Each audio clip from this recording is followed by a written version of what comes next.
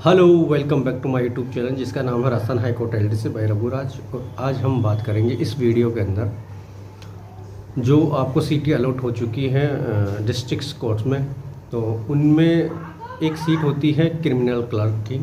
तो उसके बारे में हम संपूर्ण जानकारी विस्तृत रूप से चर्चा करेंगे। इस सीट पर होता क्या है, क्या रोल है इसका और क्या इम्पोर्टेंस है इसकी इन कोर्ट में। तो कोर्ट के अंदर क्या इम्पोर्टेंस रहती है इसके बारे में अपन इस वीडियो के अंदर चर्चा करेंगे। So let's start. अब देखा जाए डिस्ट्रिक्ट कोर्ट में आपको जो आप एलडीसी भर्ती हो चुके हो, सो आपको पोस्टिंग दी गई है, तो आपको कई सारी सीटें देखने को मिलेगी। जैसे रीडरशिप की सीट देखने को मिलेगी जहां रीडर का काम करना पड़ता है, वहीं नाजिर की सीट देखने को मिलेगी जहां नाजिर का काम करना पड़ता है। सिविल सीट है, कॉपिंग सीट है या फिर क्रिमिनल सीट है, और सीआईएस में भी कई सारी सीट हैं, सरीसेदार की सीट है। ठीक है, तो इस तरीके से काफ़ी सारी सीटें हैं, तो वहाँ पे आपको काम करना पड़ सकता है। मैं आज बात करूँगा एक स्पेशल सीट क्रिमिनल क्लर्क की। तो मोस्ट ऑफ यहाँ पे क्या काम रहता है और किस तरीके से आपको काम करना पड़ेगा, किन चीज़ों से आपको बचना है, कहाँ सावधानियाँ बरतनी है आपको। ठीक है, तो इसके बारे में अपन संपूर्ण जानकारी लेंगे। और मोस्ट ऑफ अपन देखा जाए तो क्रिमिनल सीट जो होती है, जिसको हिंदी में अपन देखें फौजदारी बाबू कहा जाता है क्रिमिनल क्लर्क को। ठीक है, और इसका मोस्ट ऑफ जो काम होता है, तो जो भी आपराधिक प्रकरण है, आपराधिक, ठीक है, जिसमें आपराधिक गतिविधियां हैं, चाहे वो आर्थिक ऑफेंस हो या फिर XYZ कोई सा भी ऑफेंस हो, तो उस धारा का जो केस रहेगा वो क्रिमिनल सेक्शन में या क्रिमिनल शाखा में दर्ज होगा। ठीक है, इस तरीके से अपन देखें तो एक केस की जो शुरुआत होती है वो FIR दर्ज होने से या फिर रिपोर्ट दर्ज होने से होती है। जैसे थाने में रिपोर्ट दर्ज होती है तो वो 24 घंटे में किसी मजिस्ट्रेट के पास में या उस जहाँ पे उस थाने का न्यायालय लगता है तो उस न्यायालय में पेश होना ज़रूरी होती है। 24 घंटे में कोई FIR कट के जब आती है तो उसको दर्ज करना होता है, उस पर लिखना होता है, न्यायालय की मुद्रा जारी करनी होती है, जो कांस्टेबल उसको लेके आया है उसका नाम लिखना होता है, बाकायदा उसमें टाइम डालना होता है। तो ये सारी प्रोसेस रहती है फर्स्ट। ठीक है, सेकंड प्रोसेस ये है कि भाई क्या नाम है, जब उस केस की प्रोसीडिंग जैसे दर्ज हो गया, उस केस की प्रोसीडिंग चलना स्टार्ट हो गई है। ठीक है, उसमें इन्वेस्टिगेशन जिसको तफ्तीश कहे, तो तफ्तीश होना स्टार्ट हो गया, अनुसंधान होना स्टार्ट हो गया उसमें। तो वो अनुसंधान कंप्लीट होने के बाद में देन उसके बाद चालान पेश किया जाता है। अब चालान पेश करने का भी तरीका होता है कि वो चालान की एक प्रति प्रार्थी को, एक अभियुक्त को और SP को और APP ऑफिस जो होता है सहायक अभियोजन अधिकारी या अभियोजन अधिकारी, उसके ऑफिस को जाता है। देन उसके बाद में एक न्यायालय में पेश होता है। तो इस तरीके की प्रोसेस रहती है। APP कार्यालय में पेश होने का मतलब ये है कि उसमें कोई भी जो ऑफेंस या धाराएँ जो लगी है, जो धाराएँ उन्होंने ऐड की है IPC की या हो चाहे अदर CRPC की हो, तो जो धाराएँ ऐड की है तो उनमें कोई संशोधन वगैरह कुछ होना है या कुछ और चीज़ें ऐड हो सकती है, कुछ चीज़ें हटानी करनी है, तो वो APP कार्यालय के पास जाती है। इसलिए वो संशोधन करते हुए कहता है कि भई यहाँ आपने गलतियाँ की हैं, इस अनुसंधान में ये धाराएँ नहीं लगनी चाहिए थी, ये धाराएँ। तो उसको एक सरकारी वकील के तौर पर भी देखा जाता है, प्रार्थी की ओर से या सरकार की ओर से उस केस को हैंडल करता है, देखता है। तो ये प्रोसेस रहती है। ठीक है, देन उसके बाद में APP की सारी कंप्लीट होने के बाद में वो चालान पेश होने के लिए आता है। और जब चालान पेश होने के लिए आता है तो उससे पहले वो क्रिमिनल क्लर्क के पास आएगा। तो क्रिमिनल क्लर्क उस चालान को पूर्णतः, उसमें एक सूची लगी होगी जिसमें सभी जो दस्तावेज उस चालान में लगे हैं, चाहे उसकी FIR हो या फिर उसमें जो बयान दिए हैं उन्होंने, सभी जो साक्षीगण रहे उन्होंने जो बयान दिए हैं उसके संबंध में, या फिर उनसे रिलेटेड दस्तावेज रहे हों, और पूरी जो घटना का विवरण है वो हो, प्रार्थी की एप्लीकेशंस हो, वो सारी चीज़ें अपने को गहन तरीके से जांच करनी होती हैं। सब चीज़ें कंप्लीट होने के बाद में उसमें रिपोर्ट करनी होती है कि भाई मैं सूची अनुसार जो चालान है संपूर्ण रूप से सही है या गलत है, इसके बारे में उल्लेख करना होता है, अपनी टिप्पणी देनी होती है। उसके बाद में वो कोर्ट रूम इजलास या फिर डाइस की तरफ जाता है, जहाँ पे जज या मजिस्ट्रेट बैठते हैं, उस रूम में जाता है। फिर उसके बाद में जो रिपोर्ट है उसके आधार पे यदि उसको रजिस्टर किया जाना है या फिर उसमें कोई उससे पूर्व कोई कार्रवाई की जानी है, तो इसके संबंध में मजिस्ट्रेट के या जज साहब के निर्देशानुसार उसमें उल्लेख किया जाता है। ऑर्डर शीट लिखी जाती है, ऑर्डर शीट में लिखा जाता है कि आरोप पत्र पेश किया गया है या दर रजिस्टर हो, ऐसा कुछ प्रोसेसिंग रहती है। तो वो कंप्लीट होने के बाद में उस पर लिख दिया जाता है, मान के चले वो सारा कंप्लीट चालान ठीक है तो उस पर लिख दिया जाता है चालान दर्ज रजिस्टर हो, ठीक है। तो इसका मतलब है कि ये अपने को अपने जो कोर्ट का जो रजिस्टर है जिसमें दर्ज होनी है चीज़ें, तो उस रजिस्टर में उसको दर्ज किया जाएगा। अब दर्ज करने का तरीका भी ये होता है, जो भी दर्ज रजिस्टर है आपका, उस दर्ज रजिस्टर को आपको निकालना होगा।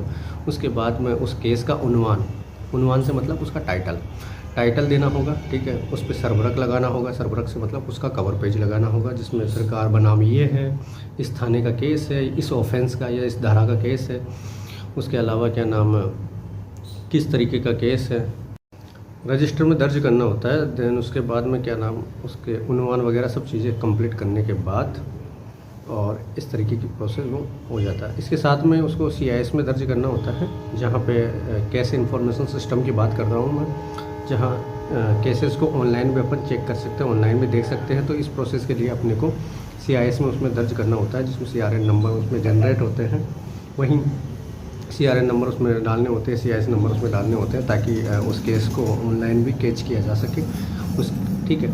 ये सारी प्रोसेस रहती है। अब इसके अलावा क्या काम है कोर्ट की प्रोसेस में, क्रिमिनल क्लर्क का क्या काम है, ये तो एक प्रकरण को दर्ज करने वाली प्रोसेस कंप्लीट रही, ठीक है।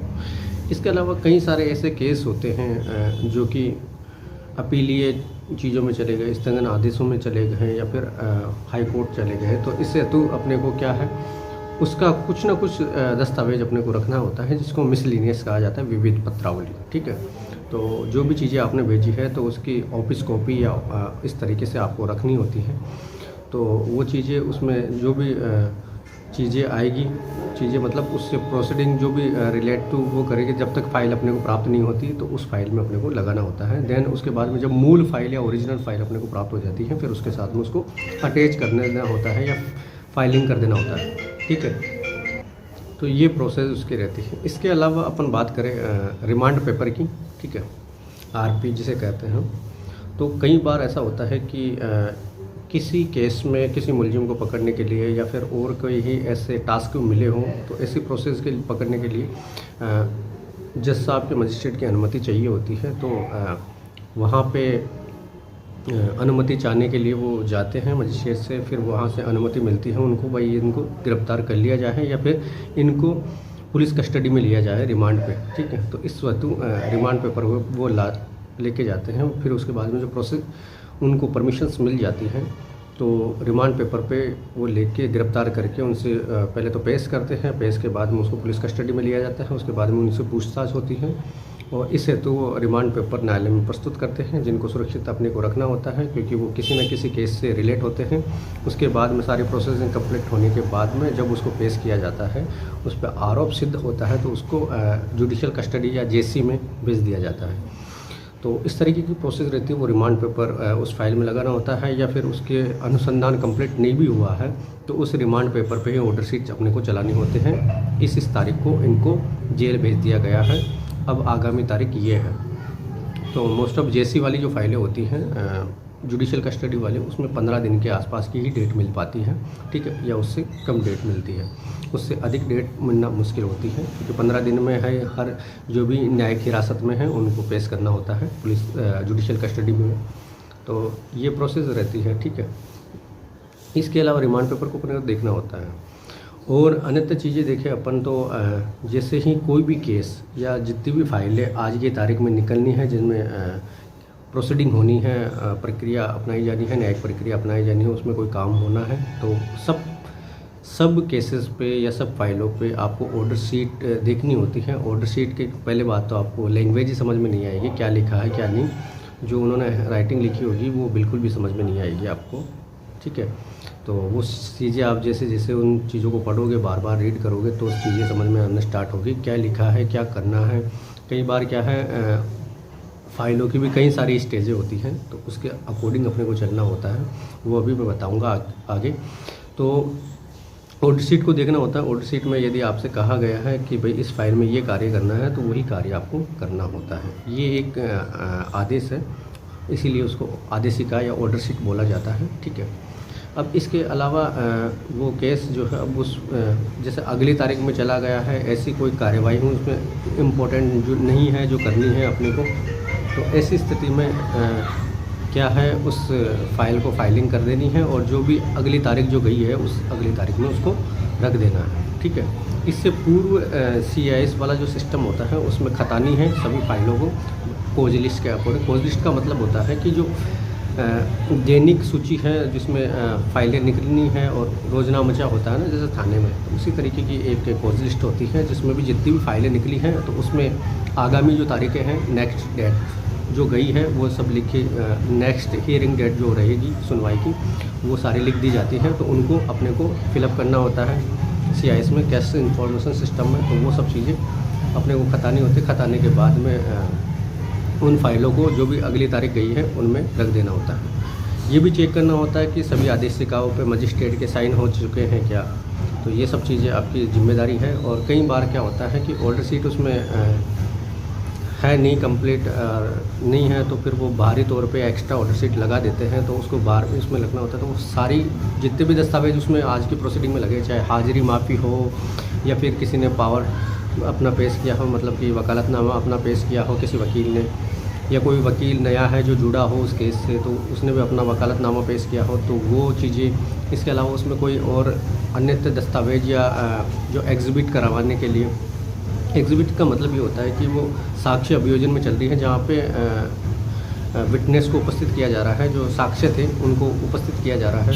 तो उस स्थिति कई सारे ऐसे दस्तावेज होते हैं जो बयान के दौरान उन्होंने कहे थे कि भाई ये दस्तावेज इनके द्वारा या फिर ऐसी घटना रही, तो वो क्या है उन चीज़ों को जो सरकारी वकील होता है वो एग्जिबिट करवाता है। एग्जिबिट से मतलब उनका प्रमाणीकरण करवाता है कि हाँ वास्तव में ये चीज़ रही, तो उस तरीके से फिर उस एग्जिबिट को उन बयानों में भी लिया जाता है, ठीक है। जैसे PW1 PW2 इस तरीके से उनको लिया जाता है। तो एग्जिबिट होने के साथ में ही वो चीज़ें आ जाती हैं और आ जाने के बाद में जहाँ वहाँ उस केस में लगनी है तो उन केसेस उन फाइल में लगने के साथ में जो भी चीज़ें और जो भी एक्स्ट्रा दस्तावेज रहेंगे फिर उनको फाइलिंग होती है। फाइलिंग से मतलब उनको सिलना होता है सुइये से। तो ये बाबू का मेन काम है सिलना ही, ठीक है। तो 60 साल तक यही करना है अपने को, और ये तो फाइल की प्रोसेस रही, ठीक है।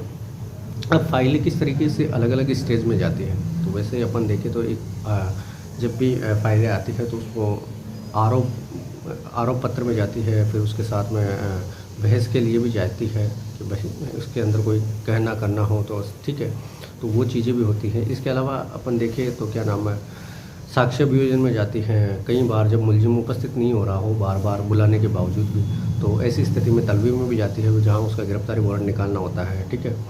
और फिर जब मुलजिम उपस्थित हो जाता है, सारी प्रोसेसिंग कंप्लीट हो जाती है, फिर बयान मुलजिम में जाती है। तो बयान मुलजिम में जो भी उसके खिलाफ़ बयान हुए हैं, जो साक्ष्य अभियोजन में जो प्रोसेस अपनाई गई, उनके विरुद्ध में उसको अभियुक्त कहा जाता है कि आपके खिलाफ़ इन गवाहों द्वारा ये बयान दिए गए हैं, तो आप क्या इसके बारे में क्या कहना है, या कोई आप अपना बीच बचाव रखना चाहते हो, कोई अपना जवाब देना चाहते हो, तो उसके संबंध में उससे बयान मुलजिम वाली स्टेज होती है। तो उसमें सभी जो बयान हैं उनका सारा विवरण दिया जाता है। प्रश्न के तौर पे क्वेश्चन उससे पूछे गए हैं, फिर उसमें उसका जवाब लिखा जाता है, मुलजिम का जो भी जवाब होता है, ठीक है। मोस्ट ऑफ नहीं होता है कि ये मेरे खिलाफ़ जो आरोप प्रस्तुत किए गए हैं, मेरे खिलाफ़ जो बयान दिए गए हैं वो झूठे हैं, निराधार है या फिर गलत है, नहीं है, ठीक है।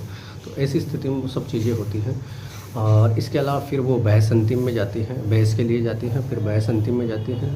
मतलब उस पर जो भी सरकारी वकील है या फिर वो अभियुक्त का जो वकील है वो दोनों बहस करते हैं और उन पे सुन के वो निर्णय अपने पास सुरक्षित रखते हैं जज साहब। और इसके साथ में ही फिर वो निर्णय में चली जाती है। फिर निर्णय में वो फिर अपना डिक्टेशन या उसके बारे में, निर्णय के बारे में क्या डिक्टेशन देना, रिहा करना है या जेल भेजना है, जो भी है वो प्रोसेस वो मजिस्ट्रेट अपने PSA या फिर जो स्टेनोग्राफर होता है उससे डिक्टेशन करवाते हैं। देन उसके बाद वो निर्णय की टाइप कर लेते हैं सारा, और वो निर्णय को सुरक्षित रखा जाता है। और जो उसकी निर्णय वाली जो जजमेंट की हियरिंग डेट है उसके दौरान उसको सुनाया जाता है मुलजिम के समक्ष, ठीक है। तो ये एक सारी स्टेज होती है, प्रोसेस होती है एक फ़ाइल के तौर पे, ठीक है। फाइल में जो अब जो क्रिमिनल सीट का काम है, तो मोस्ट ऑफ अपन को देखा जाता है कि सुपुर्दगी से मतलब होते हैं कई सारे ऐसे केस होते हैं जिनके अंदर वाहनों को जब्त कर लिया जाता है। 337, 338, 304 ए ऐसे वाले केसेस जो एक्सीडेंटल केस है, जिसमें दुर्घटना होती है या ऐसा कुछ होता है, तो इन केसेस के अंदर जब वाहन जब्त कर लिए जाते हैं या फिर ऐसी कोई ऑफेंस जो कि इलीगल हो, ऐसी ऑफेंस के अंदर भी लोगों को क्या नाम वाहनों को जब जब्त किया जाता है तो उनकी जिस हिसाब से मजिस्ट्रेट से उन पे मुचलके वगैरह सारे कंप्लीट करवा के, जो भी जमानत मुचलके हैं जमानत दे दवा के फिर वो वाहनों को छुड़वाया जाता है। तो ऐसी स्थिति में फिर ये काम सुपुर्दगी बनाना होता है। वहीं तहरीर एक काम होता है तहरीर। तो जैसे कई बार ये होता है मुलजिम जेसी में है, जुडिशल कस्टडी में या न्यायिक अभिरक्षा के अंदर, तो उनको वकील जमानत पे रिहा करवाते हैं। तो जमानत पे रिहा करवाने से मतलब जो भी मुचलके भाई इतने हज़ार के या इतने लाख के मुचलके यदि आप कंप्लीट करवा देते हो, भरवा देते हो या तस्दीक करवा लेते हो, तो ऐसी स्थिति में आपको मुचलके तस्दीक करवाने के पश्चात इन मुलजिमों को रिहा कर दिया जाएगा। ठीक है, इस शर्त पे कि वो अन्य केस में बंद नहीं है या अन्य केस किसी केस में अभिरक्षा में नहीं है। तो ऐसी स्थिति में फिर मुचलके तस्दीक कराने के बाद में फिर उसमें आदेश होते हैं इनकी तहरीर बनाई दिया। तहरीर का मतलब होता है उसकी रिहाई। तो उसमें सब चीज़ें होती हैं। तो रिहाई हमेशा तहरीर जो बनानी होती है वो हमेशा आरपी के अकॉर्डिंग बनानी होते हैं, जिससे मुलजिम जेल गया है। क्योंकि आरपी के अकॉर्डिंग अपने को सारा जेल, क्योंकि उस टाइम तो ऐसे प्रकरण वगैरह चीज़ें नहीं होती, अपने पास केस नहीं होता, उसके बारे में ज़्यादा इन्फॉर्मेशन नहीं होती है। तो रिमांड पेपर के थ्रू भेजना होता है। तो रिमांड पेपर में जो इन्फॉर्मेशन कंप्लीट थी उसी इन्फॉर्मेशन के तहत अपने को तहरीर बनानी होती है। तहरीर में हो जाती है, वहाँ सब चीज़ें चेक होने के बाद में जैसी से उसको छोड़ दिया जाता है। तो ये प्रोसेस रहती है। इसके साथ में सारी जो फाइल है उनको खता के कंप्लीट करके और उनकी अगली जो नेक्स्ट हियरिंग डेट है उसमें रखना होता है।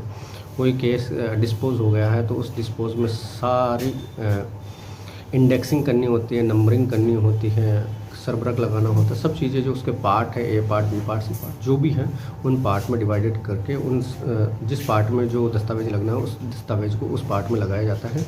ये कंप्लीट प्रोसेस रहती है।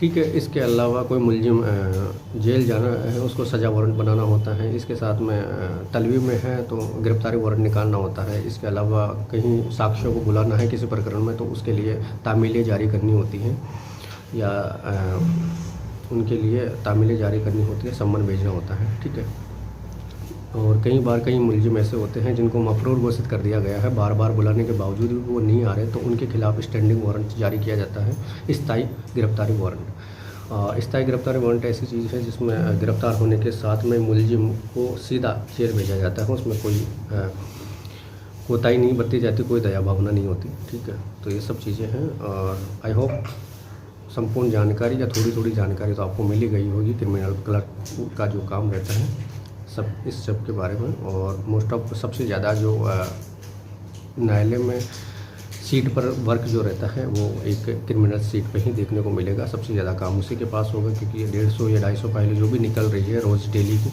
उनमें सब में प्रोसेसिंग होनी होती है। उसमें सारे काम कंप्लीट करके डेली का अपडेशन डेली देना होता है। तो ये इस वजह से जिम्मेदारी आ जाती है। ठीक है, so thanks watching this video. Bye bye, मिलते हैं नेक्स्ट वीडियो में।